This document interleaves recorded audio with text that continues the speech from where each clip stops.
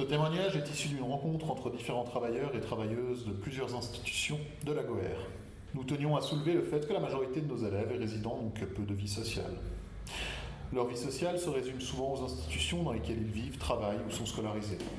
Je pense que l'on peut dire que les institutions sont leur lieu de sociabilisation le plus important en dehors de leur famille. Aussi, que se passera-t-il si les employés n'ont plus le temps pour jouer, échanger, rire, les accompagner sur l'extérieur et sociabiliser avec les enfants et adultes qui sont dans ces institutions? Nous pensons qu'il est intéressant de se pencher plus spécifiquement sur la scolarité de ces enfants avec des handicaps lourds. Leur scolarité est mise à mal, ballottée entre un nombre d'enseignants trop peu présents dans ces institutions et des thérapeutes qui essayent tant bien que mal de trouver une place pour suivre un projet éducatif individualisé. Ce projet, de plus en plus en lien avec la réalité des professionnels et de moins en moins adapté à l'enfant, c'est la même pour les éducateurs, les ASE, les aides-soignants et les infirmiers. On doit tenter de recoller les morceaux de puzzle de ces prises en charge morcelées et trop peu soutenantes pour répondre réellement aux besoins de chaque enfant. On parle d'inclusion, alors que la plupart d'entre eux ne sont qu'en intégration physique, sans échange ou trop peu. À l'heure d'aujourd'hui, nous pensons qu'il est possible de dire que l'accompagnement de ces enfants en situation de handicap et leur scolarité est en danger, avec les suppressions en tout genre qui sont prévues. Comment accompagner un enfant en situation de handicap dans la découverte de son rôle d'élève sans accompagnant formé?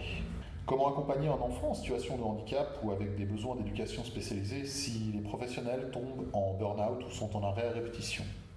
Comment faire vivre ce droit à la scolarité de l'enfant en situation de handicap ou avec des besoins d'éducation spécialisée si le personnel formé, enseignants, éducateurs, thérapeutes, part et tourne le dos aux institutions privées ou semi-privées parce que les conditions de travail sont quand même mieux ailleurs?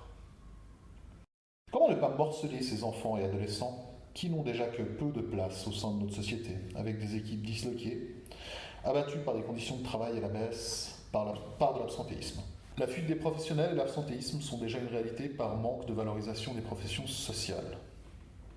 L'objectif est-il de nous remplacer au rabais par des personnes non qualifiées?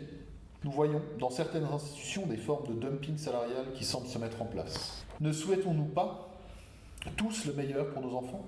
Imaginons-nous un instant avec un enfant en situation de handicap, pour qui le droit d'être scolarisé est revu à la baisse, voire tout simplement refusé.